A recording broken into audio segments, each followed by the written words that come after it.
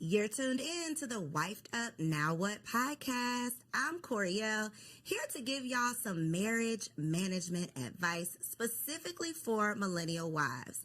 Now, before I introduce my guest, let's just address the elephant in the room. I know that when you saw me pop up on the screen, the first thing you were thinking was, where's TK? Don't worry, TK is going to be here at the end of the episode, okay? So if you are here for our girl TK, stick around. She'll definitely be here for that wifey keeps it spicy, okay? Today's guests are two amazing wives who have some stories to share. Y'all know that we're all about learning the real behind these relationships because it is so easy to get caught up in the fantasy and this fairy tale idea of finding a husband and living happily ever after. And although you might be happy, the ever after part is probably not going to happen. And so today we're going to talk about the real inside of these relationships. And I have Precious and Angela in the building. Hey. Hi. So start by telling us how long you've been married. Well, I've been happily married for 10 and a half years. Come on, 10 and a half. Yes. Well, it's almost less than a half because our anniversary is in April. Okay. Yes. Okay, so 10 years. 11. Look, we're going to say 11. Rising okay. 11. Rising on the 11. Well, since we're going to raise up, I'll say 10 years because it'll be 10 years July 5th this year. So okay. I'll say 10. So we got some OGs in the building. OGs, we're going to start out. We're going to keep it light, okay? We're going to start out with a little this or that because this is going to be February episode, right? This month is all about love. So we're going to get into that. But I want to talk about like some old school R&B. I just want to see where y'all at, okay? Warm y'all up a little bit, okay? Let's go. So this or that, who do y'all prefer or who did y'all prefer, Mary J. or Mariah Carey? Mary J. Why did you make that face as if there was no other option? I mean, Mary J has the soul. She has the grit. You know, she's been through some things. I think that Mariah's been through some things more in the latter times. When she first came out, I felt but like... that's not what she was singing about. Yeah, it wasn't what she was singing about. And I mean, from a suburban girl, I just resonated with Mary J because I just was like, I ain't been through these things, but it's interesting, you know? So I think I was more mesmerized by Mary J. Okay. I think everyone can relate to Mary J because she's a little bit more around the way. Your homegirl, she's been through what you've been through and doesn't come across as, no, this can't happen to me. Right. I think Mariah does separate herself from, she's definitely not the around the way girl. Okay, I got it. Boys to Men or Drew Hill? Not two really deep sides. Well, you know what? For me, I'll say it depends on what mood I'm in because I enjoy both artists. They're both amazing artists, both amazing vocals. But if you, depending on what mood, that one's a tough one. Now, that one's a tough one. Flip a coin. I'm going to go with Drew Hill, though. See, Drew Hill is the basement parties, the sock hops. Drew Hill was us being fast, yeah. Yes, the sock hops, the dancing, all that. And then Boys to Men, I feel like I have to choose Boys to Men because, like, some of those songs will still bring me to tears today. They're more, like, iconic. Yes, and what band do every single person you relate to? Like, I love the deep voice. I love the high pitch. Like, Okay, so that was a good one. Okay, last but not least, Usher Confessions or Beyonce Lemonade? Beyonce. On the internet, it's Beyonce's internet. Beyonce. Is it? 100, or not two, okay. Is it Beyonce's internet, Angela? I'm going to defer and say, watch this. These are my confessions. Listen, I haven't been to the concert, so maybe. And see, that was a Tiny Desk one. I'm going to go ahead and say Usher. I am definitely in agreement with Usher. Yeah. I think that the album, now I put the album specifically because I think that it would have been hands down like Beyonce, but the Confessions album was so iconic. Priceless. Yeah, it's just like, oh, how can you compete with that? I don't want to revoke my card because I just never really was like. I'm not saying it's anything against it. You're not familiar with it? I'm familiar, but I wasn't like one of those people that was playing it on repeat. Okay. Like, I don't know what era of my life. Every minute of every song. I don't know what era of my life I was in then, but college, freshman year. Yeah. Look, I know what you was doing. Freshman year of college, no. Okay, it's a no for you. Okay, Beyonce Lemonade. Okay. So just a little fun to warm y'all up. Now we're going to get into some reactions. It's a lot of craziness going on these internet streets, right? But one of the perspectives that we don't often hear is the wife's perspective. We are always talking about relationships with single people, which is cool. But I believe there's just a wisdom that comes with being a wife. And so I would love to get y'all's opinion on just one little crazy clip on this internet. Okay. So the premise, there's a group of men and they all have a balloon. A woman comes up, she introduces herself, talks a little bit, and the men pop a balloon if they're not interested in her. See. And then once the balloon pops, they ask the man, why are you not interested? Like, what was it about her? So this particular young lady, whatever she presented was obviously tied into this emotional baggage that she was still holding on to. Even based on that little clip, you could see how defensive she got with, oh, you just into therapy, I'm good. People, we all need therapy. Amen. Let's say that. We do. But the part that stood out to me was, I don't care how you look. I can afford you. I got the money. But emotionally, I'm not dealing with that. Right. And I think so many women, so many single women, so many beautiful or successful single women these days think that their beauty or success is enough. But these men are starting to know and realize that they have worth, and they don't want to necessarily waste their time with the liability. So the wives' take on that clip, what do y'all think? You know what's funny? Something stood out to me differently. When he said, I can afford you financially, but not emotionally, I was turned off by that because you don't know, like that to me sounds more like transactional. I do believe that relationships require being willing to grow with someone, being able to have a conversation with someone, being able to tell her, find out more about her than, are you in therapy? Where are you at in your healing journey? Who hurt you might be the better question. And instead of just transaction being like, by the looks of it, I could afford you, but not emotionally, doesn't speak much to what he has to offer emotionally either. It seems like a little bit, I want you in a wrapped up package and ready to go. And I don't believe that sustainable marriages happen when people are, I'm 100%, everything is perfect, and just be able to afford my lifestyle. So that's what rang out to me. But yeah, you're right. We do need to realize that beauty is fleeting, as the good word says, right? So you can't just go with what your hair, nails, and your body. You've got to offer more. For me, that was a little bit different because I just experienced watching two single friends of mine who I introduced dating. The man came back to me and said, I can't do her emotionally. Oh, wow. And I had a very deep conversation with him about what does that mean? So I think, and his answer was from a male perspective, and it was, I can love you, compliment you until I am blue in the face. If you don't believe that, and if you don't believe what I'm sharing with you, there's emotionally, I can't carry the relationship for the both of us. Right. So for me, that statement took me back to that conversation that I recently had. And I think that was a strong statement. That was a real statement because individuals, regardless if it's the man or the woman, if you're coming to a relationship broken, Right. it's not going to be a healthy relationship. So we need to do the inner work to heal and present our best selves as opposed to presenting our broken selves. And we're all broken in some way, shape, or form. So let me say that. But it's just a matter of how we present that brokenness. Right. And when my friend said that to me, beautiful woman, he said, emotionally, I can't support the relationship emotionally enough for the both of us. And that to was make strong. it worthwhile. Like, it's not worth what it's going to take for me to just manage and maintain for this to be worth it. And I've definitely had a similar conversation with a man who was dating a woman who I just thought was like it. Right. Beautiful, had it all together, seems to just have the, just seemingly the best personality, has her own money, just all of the things. You know those women that you see and you're like, why is she single?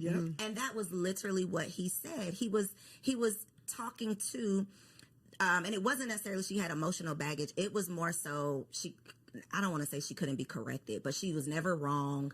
She could never accept any type of direction. And for men, if you act like you don't need me, they have no place. They feel like, well, there's no point in me being here. And I chose that clip specifically because I think that it speaks to what women say that they want. I just want a man with money. And what men what we think men want, which is just a pretty face. So part of what you didn't see was her explaining, you know, what she wanted in a man was he had to have X number of dollars. He had to be at this certain position in life. And this man who's a doctor who is in that position was saying, well, I got it. I can do all that, but I don't want to deal with that. I see. The issue is I've been out of this dating pool so long. You know, it's been 12 and a half years at this point. And I go to a gym where there's a lot of young ladies and we talk and, you know, I'm always mesmerized by it, but it's so forward that it's so much criteria dropping, right? It's so much judging and pretentiousness. Like, it's not enough. Let me get to know you. And even the game is hilarious to me because it's just like, why do we as millennials want to label everything, quantify everything, get straight to the point per se, right? And we think that we're doing ourselves a favor, but really we're losing that nuance, that je ne sais quoi of getting to know someone, getting to experience that person. And, you know, for her, I feel bad because she's probably put that air up because she's been in this pool of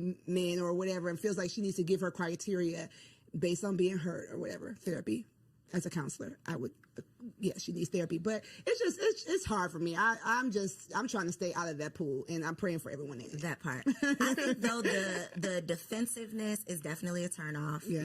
Anybody who does not need therapy would not start the sentence off with, I think you just into that. You know, like, you clearly are proving his point with that response. So I think it's just an opportunity to check ourselves, get more aware, and know what the other, whoever you want to date, I'm just going to say the opposite sex, know what they actually want. Yeah. Because we can't say we want to be in a marriage with a man and then a man tells us what he desires and we like, but no, I'm not doing that. Go, get somebody else to do it. And it's like, but then you get what you get. Yeah, what do you really want? Okay, so that was good. So one of the things that I have personally just gotten into, y'all, I just launched a blog, okay, everybodylied.com, and it's the premise of we've been lied to. We've been lied to our whole lives about so many things. For the sake of this conversation, though, we're going to focus on the marriage lies, okay? One of the things that I realized as someone who has always wanted to be a wife, this is something that I've prayed for, I thought I prepared for it, all of the things, and I got into it and still didn't know what the hell I was doing. And I'm a happy wife. To your point, happily married, right? A happy wife. I love my husband, and it's still very hard. Yeah. And so I know that I'm not alone in that. And I know so many women get into these marriages, become a wife, take on this role, and then it's not necessarily what they thought it was going to be, or they don't know how to manage or maintain. So first question for you two, what was the biggest reality check once you became a wife? Well, for me, similar. My parents are still married. I did not model my marriage after my parents, however, but I'm from Ghana, West Africa. And so my biggest reality check was that you really make the marriage you want. It doesn't have to come. It's not like I get married and I enter this thing and it's just going to be ready made. Like, no, you've got to make the marriage you want. You've got to create the boundaries you want. You know, a piece of advice that my wonderful mom told me is that don't start nothing you don't want to keep doing. And it is true, like the boundaries. Oh, give an example, Precious. Okay, so when I was young and married, before we had, my husband was a single dad, so I have the bonus family structure. He would wake up really, really early to go to work. And I'm like, I'm going to wake up and make him breakfast. Woo. So, 5 a.m., I woke up every morning and made him breakfast for work and helped him get his lunch together. So we because he's our first child after the first year, baby comes, and I'm like, I'm not getting up to make it. I might put your snacks out the night before. But my mom, when she heard I was doing it, she's like, I don't know if you want to do that for 30 years, and it's basically don't false advertise. So when we changed that system, I had to talk to him and say, I think I was ambitious. I think I was doing a little too much. I was doing too much. I still love you all the same. I'm going to show you love because his love language is acts of service. I'm going to show you love in other ways. Now that I think about that, I need to start going back to some of those things. But you make the marriage you want. And if you're open and do premarital counseling and do all the things about communicating, you have to communicate when that marriage that you built is not looking, the math isn't mathing. It's not looking the way you want. It's not just I walk into marriage and marriage happens to me. You've got That's to good. work. Not starting something that's not sustainable because baby.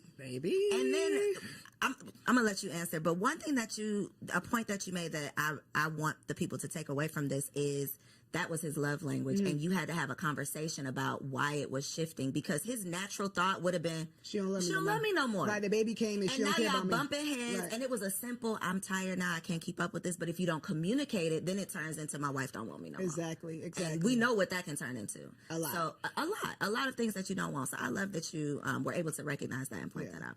That's what she kind of took not two, but they're important because they translate from marriage to marriage. Communication is key, and learning your spouse's love language. Like, I didn't know anything about love languages prior to getting married. I love you, I love you, you love me. Okay, let's go together. Let's check that box and we go together. We boyfriend, girlfriend. However, when you're married and when you truly want to be able to communicate, when I sit down with my husband, I look at my husband. If I want to have an uncomfortable conversation, I always ask him, can I talk to my friend? I don't want to talk to my husband. I want to talk to my friend, because my husband is truly my best friend. And I talk to him. Sometimes I catch myself, and girl, he'll stop and he'll be like, I'm not your girlfriend. Like, stop it. So stop. I know I'm not, but I'm so comfortable. And we after, we've been married for 10, together for 12. I've been able to figure out how to communicate with him, not to him, but with him. We communicate amongst each other. And I think, in the beginning, because I was single for so long, he's like, why do you talk at me? And when he said that, I had to take a step back and really understand what he meant by that. So now it's like, hey, can I talk to my friend? So listen, I got the situation with my husband, and I'll explain whatever the situation is bothering me. How do you propose we fix it? And then he'll giggle, and he's like, so should I answer as your friend or your husband? So it's just finding relatable ways that's not going to make someone defensive, that's not going to make somebody automatically shut down and not listen, but finding creative ways to communicate. So I'm going to go back to, I love when we first started dating. Like, so let's talk how we talked when we were dating before we got married. And then I had to understand, what is your love language, and incorporate his love language into our communication to keep things easy. So again, it's just that communication and knowing how you want to be treated and how your spouse wants to be treated. And that is, and making your marriage your own to what Precious said. Like, no one has a blueprint, and you want your marriage. You want to enjoy your marriage. You want to be able to say, hey, I love it here. Yep. That should be it. I love it here. Yep. One thing that you said that I think is a big challenge, and it goes back to the clip with the you need therapy, the emotional immaturity, whatever, is I have to say it in a way that he doesn't get defensive. I want to flip that, though, because me and my husband have had some conversations, and I'm on the defense immediately. And it's part of me recognizing things you need to, areas you need to grow in, things you need to work on. I am very non-confrontational, so I don't want to have those tough conversations. But baby, in this marriage, it is not what you want to do. It's what needs to be done. And so for a woman who's not willing to mature or grow or evolve or go to therapy or work on herself, marriage is not going to work. It is not going to last. she need to stay single. You have to stay single. I put up on Threads, if you can never be wrong, you should never get married. Like, if That's the point nobody of can marriage. check you, That's the point of marriage. What are you honestly. doing? Like, marriage is your mirror. Marriage is motherhood too, if we're going to get to that. But marriage and motherhood are your mirror. Okay, alliteration. You're going to see yourself in the way you never saw yourself while single. Like, if you see and it's yourself going to be uncomfortable. it's going to be so uncomfortable. If you see yourself in your own eyes all the time, then, I would say get some really deep relationships, even with the opposite sex, even with the only gender, before you get married. Get people in your life that are going to challenge you, that iron sharpens iron, right? They are going to challenge you and show you where you're fleeting. I know nowadays roommates aren't popular. Like I said, this is a new thing for me, but I am a proponent of maybe having a roommate. It depends on your age. Somebody that's just going to show you, like, you do this and it's weird. Like, stop doing that. And if the first person who has a hard conversation like that is your husband, then he's going to be the enemy. Yep. Then it's you and it's not me, because nobody else has ever told me this. Exactly. But you've never allowed anybody that close to you. And you need therapy before you get married. Okay, I know they say premarital counseling, but you need your own session so that you can work through your stuff before you bring that baggage into a marriage. How has your communication had to change within your marriage? because you said you've evolved into, I know how to approach the conversation now. What did the unevolved Angela look like with these conversations? The unevolved Angela looked like I was that female because I got married late in life. And when I say late, I was 44. Yeah, I was 44, right? I was already set in my ways. So as individuals, when you, and I was a single mom. So raising my son, for me, I was pretty much set in my ways. I knew how I wanted my day to look from start to finish, or how I would move throughout the day from start to finish. And having someone in your space and having to consider another human being, another individual, learning to listen before I speak, because he was like, you answered the question I didn't even ask you. Like, let me get the question out, because I was on the defense and wanted. He goes, listen. So for me, I had to listen to how he was saying. I made him feel like within the first year, he made a comment that said, hey, sometimes I feel uncomfortable talking to you because you're always on the defense, or I never get out what I want to say. Okay, note to self. So let me take a step back and let you fully. So now what I do is I'll sit and I'll listen. I'll wait. I'm like, are you finished? And it's not that I'm listening to respond. I'm truly listening to hear what he's saying, to have the best response, knowing at the end of the day, it's me and you. Like this isn't a competition. We're here to grow and evolve each other. So if you're telling me that I make you feel a certain way when you're talking to me, let me just listen first before I go to respond. And then that way you can feel comfortable with saying whatever it is that you want to say to me without me coming back at you. Well, you didn't do right. And it's not about me. It was his opportunity of telling me how I make him feel. So I don't respond back with, well, you do XYZ to me, or you do. It's about you. If this is your moment. So you need me to change these 3 things, I got you. No problem. Partner, I got you. What about you, Precious? I'm really thinking hard about this question. My husband's the easiest part about being married. Honestly, like the guy, his enemies don't like me. Right? They love him and don't like me. I'm like, wait, I didn't do nothing to you. Like, he just is the easiest part about being married. So our communication's always kind of been like, what's up? Very chill. I think the nonverbal communication is something that I've had to work on more.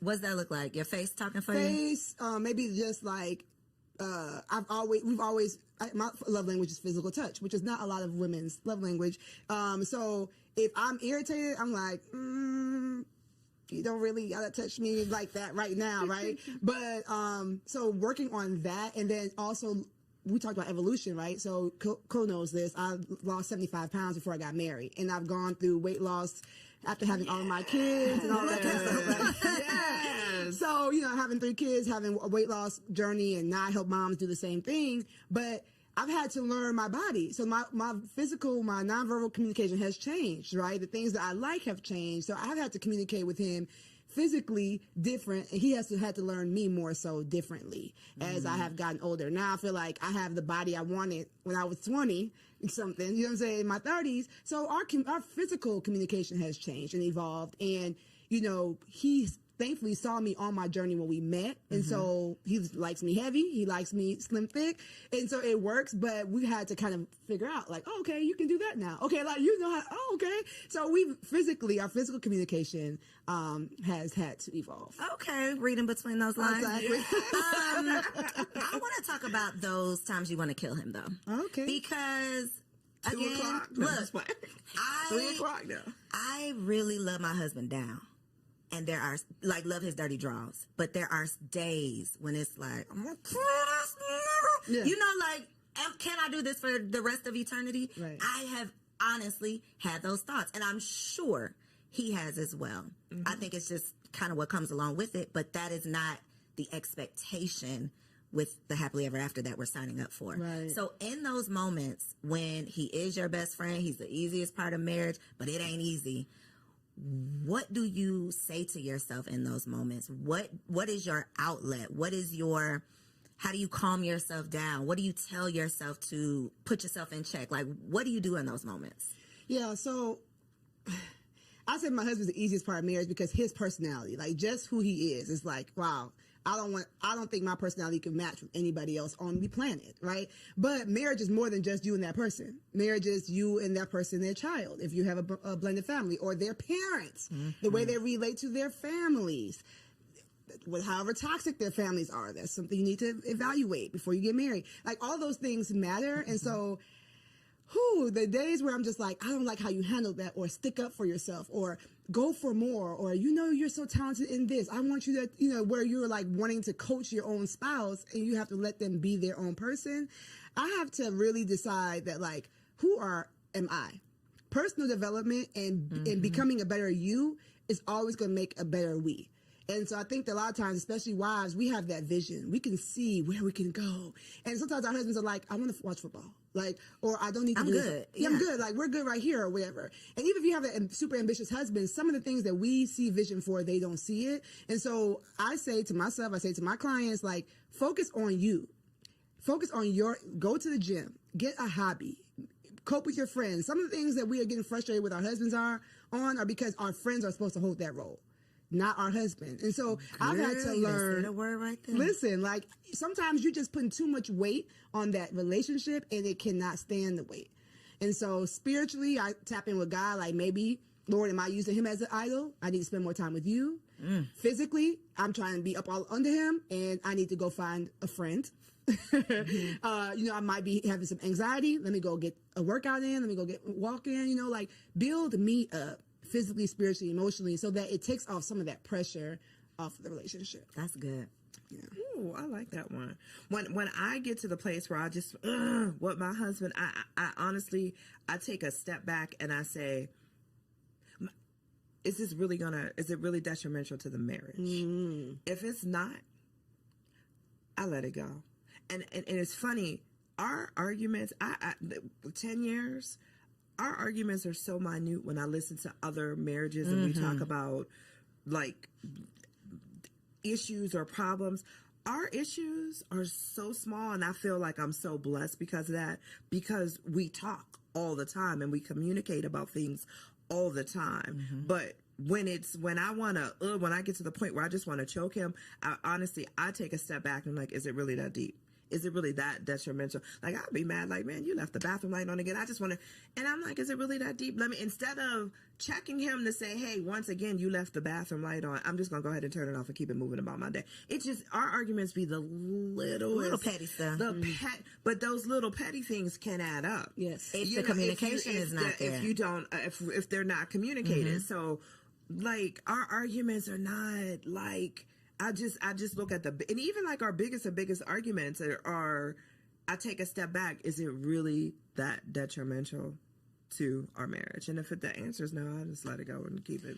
Do you all believe there's deal breakers in marriage? In your personal marriage, is there a deal breaker? I say all the time, if you cheat, then yeah, that's a deal breaker for me. And he looks at me, he was like, you'd be so quick to dismiss somebody for cheating. I'm like, for me, you always have a choice.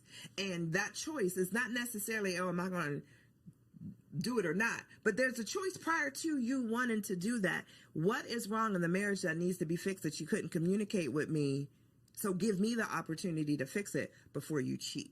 So for me, anything else we can get over, but if you cheat, there were all these opportunities. Obviously, I wasn't not giving something, don't know what that could be, because you've never communicated that to me. So for me in our marriage, my husband already knows, for me, like, cheating is like a deal breaker, where he's the opposite.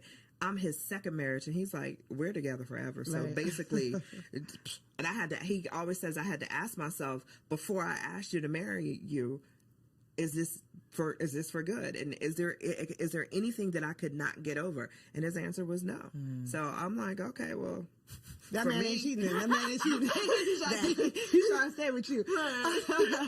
I would say there is no immediate deal breaker in my marriage. Okay. So that means nothing is, you can't talk about, at least have a conversation about. Right. So immediate deal breaker mean I don't care what you say. It's over for me. I mean, maybe if he put his hands on me, I can't see myself. Maybe if he put his hands on you, because if he put his hands on me, I just can't see him turn. Like, that to me seems silly to say. You know what I'm Like, saying? there's no chance this Yeah, it was like when we were dating, I used to say, if it was a burning fire and me, your mom, and your daughter were in the room, who would you get first? He's like, I'm not answering that. That's silly. I'm gonna find a way for all of y'all to live. Yeah, it's not happening. Why are we all in this house in this fire, right? So that to me is like, when would he become, just randomly after all this time become that kind of person? So yes, I would not be with someone who would put their hands on me, but I don't have a immediate deal breaker.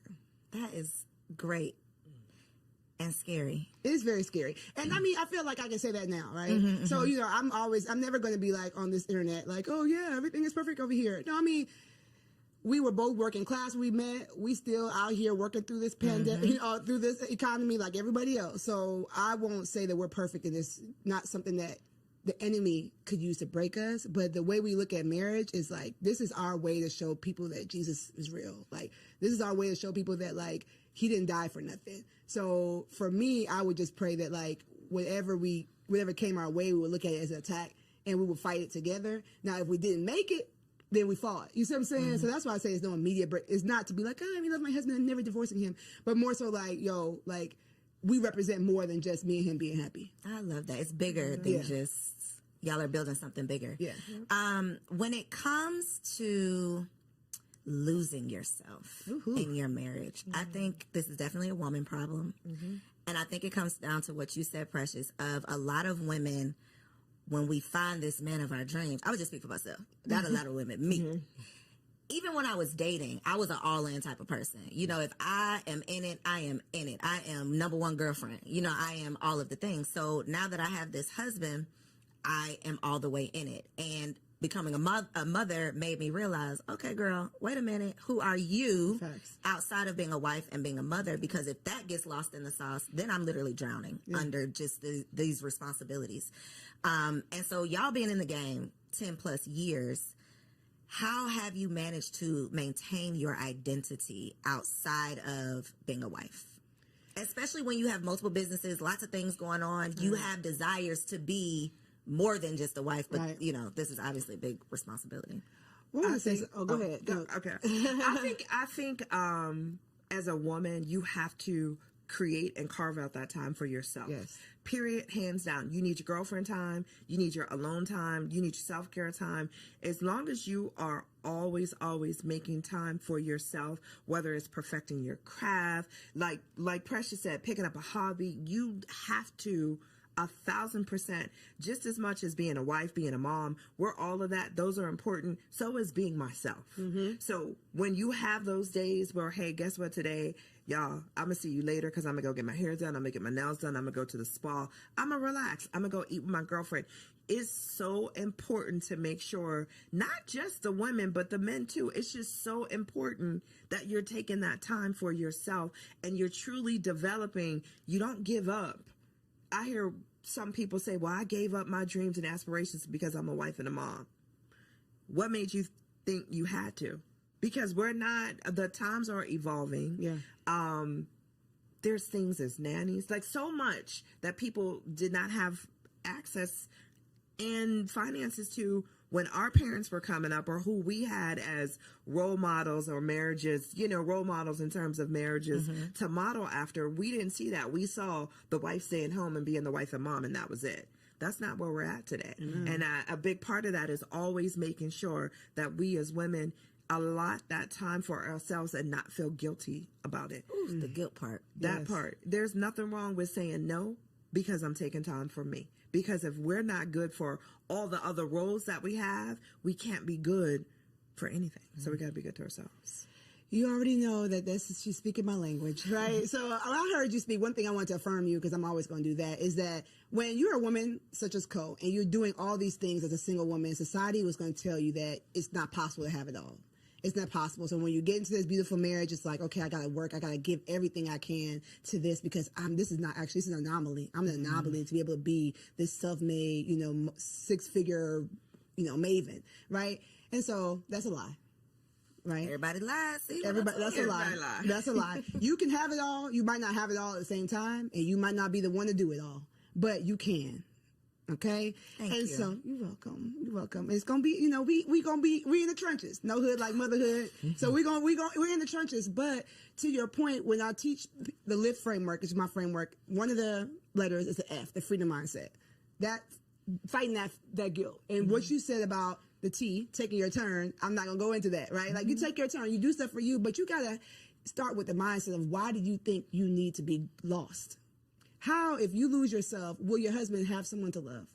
Will your kids have someone to nurture? Like, getting better gives him a new woman to love, right? Every time I get better, every time I lose an inch, every time I get a new hobby, it's like, okay. It's spicing things up without him having to go find somebody else. You see what I'm saying? And so I think that we have it backwards where it's like, oh, I've got to martyr myself for the things I love. But no, you're giving them a diminished version of yourself. And so even if mom guilt or wife guilt, because I feel like I have more wife guilt than mom guilt, them kids will be all right. Yeah, them kids will be all right. Yep. I feel like y'all have each other. I birthed all y'all so y'all can have each other, go on and play, right? But sometimes I'm like, oh, I'm at this thing, you know, I could spend more time with my husband, or I bring him something home to eat. Like, I have more wife guilt than mom guilt, but I have to remind myself that, like, the things that I'm doing to make myself better, make me happier, make me more understanding, make me more energetic. You know what I'm saying? Like, go to the gym, sis. Take the time for you, like, because you're going to be a better version of you when you get there. And so losing yourself is normal. It's more normal. That's a lie, too. It's more normal than you think. You might be beating yourself up and saying, why? I can't believe I let myself go. I can't believe it. A lot of people are doing it. But they're not talking about it. But they're not. Which is the point of these conversations. Because when I see the perfectly curated homes, the you know, all this not a figment of our imagination, because I'm seeing it right here on my timeline. It's social media. It's what we think is the norm, and it's like, no, that is not. First of all, that's not even real, probably. But we are comparing our real lives to this fantasy or fraudulent 18 seconds, 30 seconds. clip that we see. And to your point, we think something's wrong with us when we get lost in the sauce. But I definitely, and we're talking about being wives, but when I became a mother, I think I felt it more. Because you have a physical part that's changed too. And it's like, I can't go nowhere. This baby is attached to my brain. Like, I am here. I can't, that life that I used to live, I'm literally a new person. Right. I'm literally living a new life, and it's never coming back. And that, I think, is a very tough Grief. It's grieving your old life. I literally, that old self died, and now I'm this new woman, and I'm trying to figure it all out. And so conversations like this are so important, so that we can normalize the struggle. Like, this, it's not happily ever after. It can be happy, but ever after to me means forever and ever and ever. You're just gonna be happy, and that's not the case. Exactly. I think to Precious's point, she made a statement earlier in regards to when you become a new mom, your friend circle is going to change. Yeah. You want to surround yourself around individuals who are walking the same path you are. You're a new mom, and I'm not saying you're a new mom today, but as a new mom, you're not hanging with the girls that always want to go to the club, because that's not you anymore. So as you develop as a woman, and as we evolve as women, our circles change. Our circle of influence change.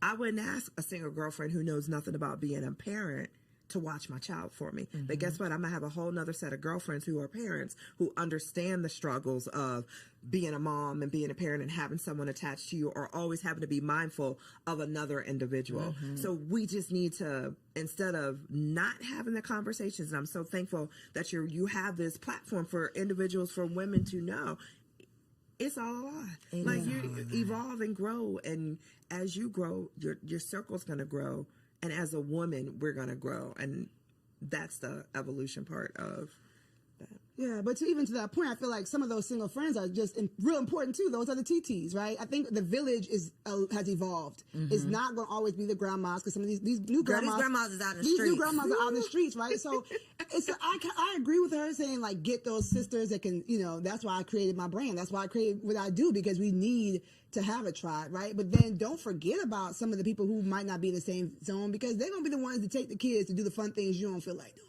So what about friends for your marriage? Because that is another, like, revelation. I done had so many revelations. That is one of them, of like, it takes a village to raise a kid, but I think it takes a village to have a healthy, happy marriage as well. True. Absolutely. Especially in terms of not necessarily like leaving your single friends in the dust, but I do believe there is a value and a benefit to having other married couple friends. Absolutely. Because when you come across some of this craziness, I gotta have somebody who I can relate to. True. So what has been the value, or have y'all seen any value or benefit of having those like marriage friends, or do you?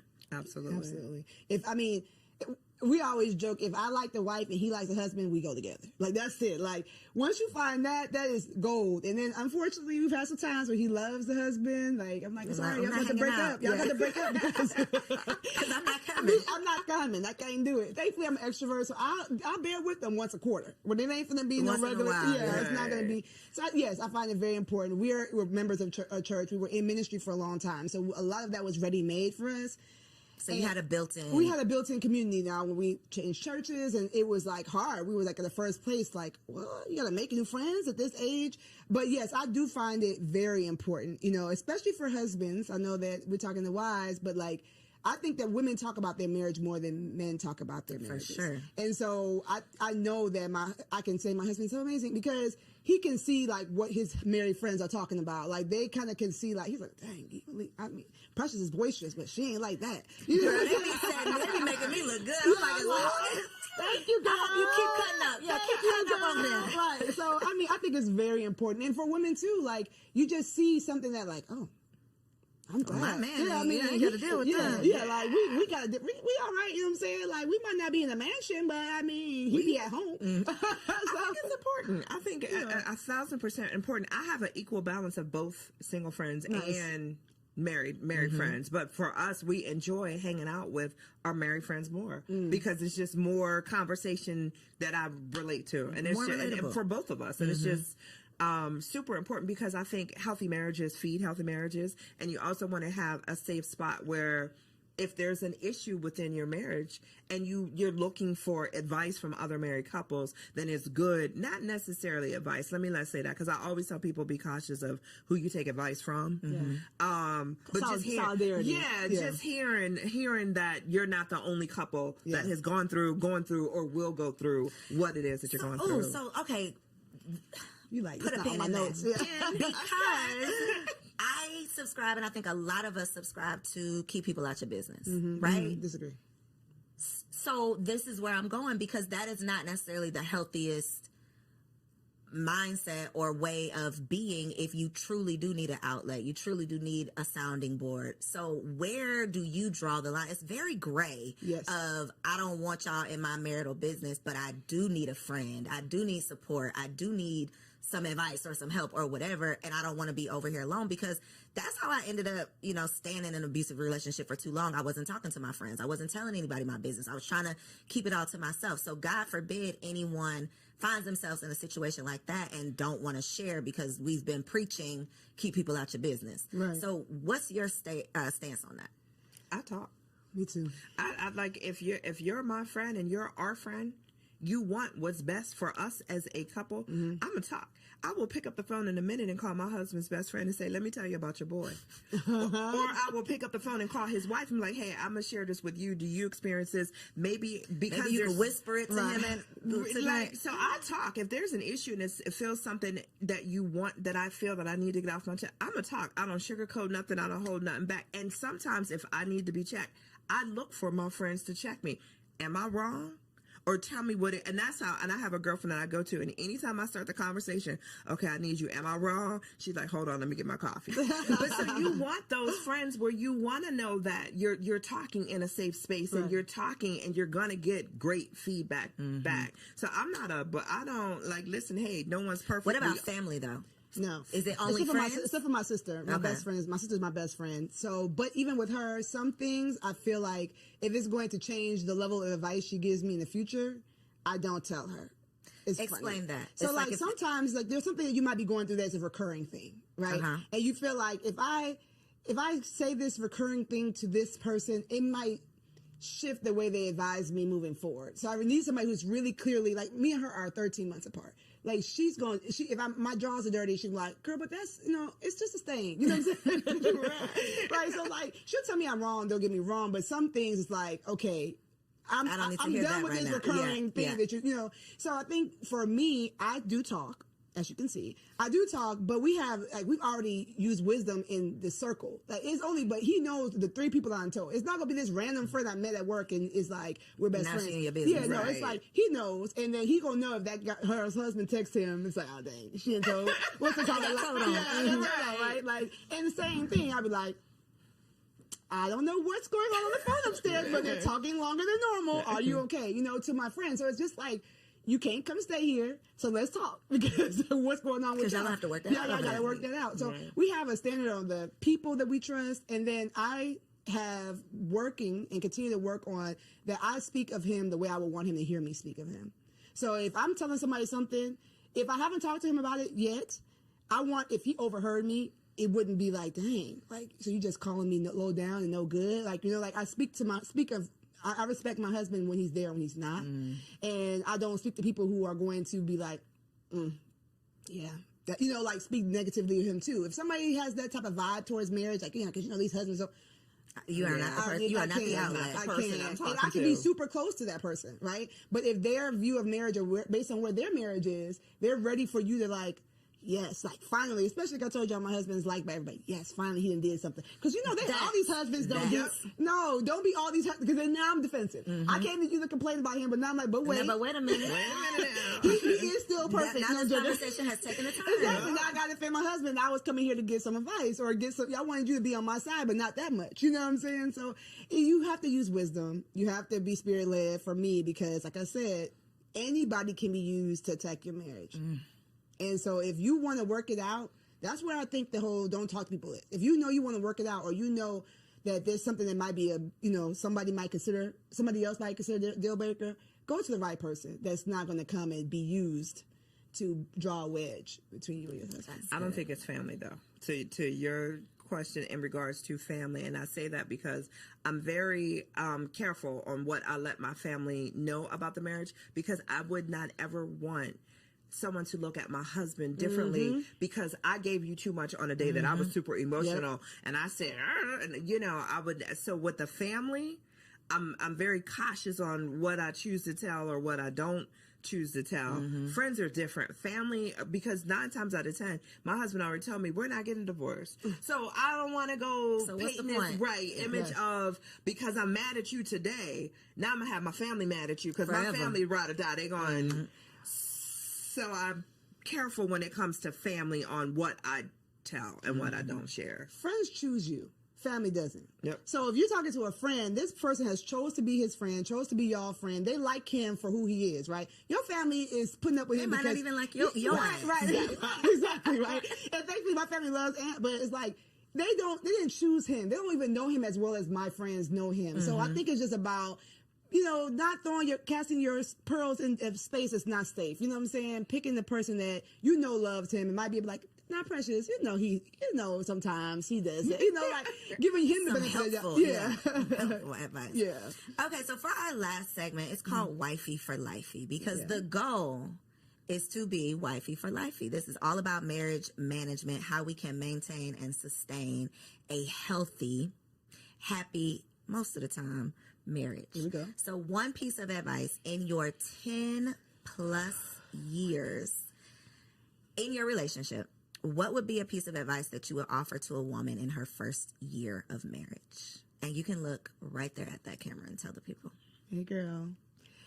My advice is that you're God's daughter first. He created you. He gave you your name. He gave you your parents. He gave you your body. He gave you so many gifts. So do not forget her, right? Continue to cultivate what you love. Continue to cultivate the friendships you love.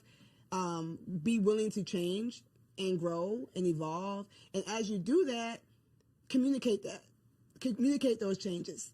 Do the self-work. Don't just set it and forget it, right? So continue to grow, continue to love on you. The word says that you love the Lord your God with all your heart and love your neighbor as yourself. But if you don't love yourself, if you neglected yourself, that love you're giving other people is not going to be the level of love that they deserve. So just don't forget you. You know what I'm saying? If you ever need a hand in the process, my name is Precious. I got you. But just don't forget you, and you're loved. Thank you, Precious. What you got, Angela? For me, it's communication. I'm going to stand on it. I'm going to stand 10 toes down. Figure out the best way to communicate with your spouse. However, whether it's verbal, nonverbal, listening, communication is not just talking, it's also about listening. So if you, in your first year of marriage, if you and your spouse can truly, truly, truly connect on how to communicate with each other, you're going to go a long way. That has been a common conversation here. We always talk about finances being the number one cause of divorce, but I would believe it's the lack of communication about finances that is the number one cause, and the resentment that comes from not communicating. Yep. So, such a good conversation. I learned something every single time I have the opportunity to host these shows. So, thank y'all for offering your wives' wisdom. Precious, I know you got a lot of stuff for the people. Angela, I know you got a whole lot going on. So, look in the camera, tell them where they can find you and how they can connect with you online. Yay. So I'm Precious K. Williams on all platforms. I'm a mommy wellness coach and an international wellness speaker. So I talk about wellness, women's wellness, and lifting yourself up, right? With the power of the Lord, lightening your load, igniting your spark, embracing a freedom mindset so you can take your turn. I run an 8-week program for moms doing just that. So if you need me, go to PreciousKWilliams.com. I have a free quiz on there, so you can find out how well you actually doing and not just being like, I'm doing all right. I'm doing okay, girl. No, let's figure out how you actually doing so we can get you the help you need so you can be your best self and live happily, mostly ever after. And I'm Angela McCoy. You can find me. Well, I'm the president and CEO of Full Circle Consulting Group. We do public relations, we do marketing, we do artist management and events. So if you ever need a fantastic event, we got you. Yeah, you're an artist, you need management, we got you. Public relations, we got you. And if your company needs help with marketing, we got you covered there. You can find us at fullcircleconsultinggroup.com and Full Circle Consulting Group on IG. Two bossed up baddies that are still out here living healthy, happy wife life. Okay. So I hope y'all enjoyed the first part of today's episode. We are about to get into Wifey Keeps It Spicy. TK is the next face that you'll see. Catch you on the next episode. Hello, beautiful ladies. Welcome back to another Wifey Keep It Spicy segment with your girl, Takesha. I'm super excited to be back. Yes, with another banger, of course. This is the month of love, February. That's why I got on my red, keeping it sexy. But Valentine's Day is right around the corner as well. And so, of course, I had to give y'all some gems, some jewels, some tips, the tea on how to keep it spicy. Listen, this week is for the big girls. Okay. What do I mean? Because I'm about to challenge y'all to something all month long. Okay. I'm not just about to drop some gems for y'all to be able to enjoy one day. No, baby, we are about to have thriving sex lives and intimacy with our spouses forever. Okay. So we're going to lay down some foundational work, right? I want to challenge y'all as your sister, as your auntie, as your friend. Okay. Am I auntie? But as your friend, I want to challenge you to two things. Okay. I need you to ask yourself if you are ready for the challenge. Why am I challenging you? Because I have done these things. I have experience in these things, and they have absolutely elevated my intimacy with my man. Okay. So if you want to elevate your intimacy, if you want to keep it spicy, I dare you to accept this challenge. Number one, I challenge you to step up in your femininity, specifically in the way that you dress in your house. Okay. A lot of us need to go ahead and fold up the leggings, the oversized t-shirts, the hoodies, the sweatpants. Fold it up, sis. Let's fold it up. And we're going to wear our little house dresses around the house. Okay. We're going to wear elevated loungewear around the house. Okay. We're going to wear those Ross and TJ Maxx summer dresses in the home. We're going to get oiled up. We're going to look cute. Why does this matter? Why am I challenging you to this? It's because when you feel feminine and you feel soft and you are taking care of yourself, you will be more prepared to be able to be intimate later on at night. A lot of us are complaining about being tired and being drained and being overworked. And we just feel like we're in this masculine energy. Well, here's a small tip to step into that feminine energy so that you can be all you need to be when it is time to do what we need to do. Wear those dresses around the house all month long. Step into your feminine essence, right?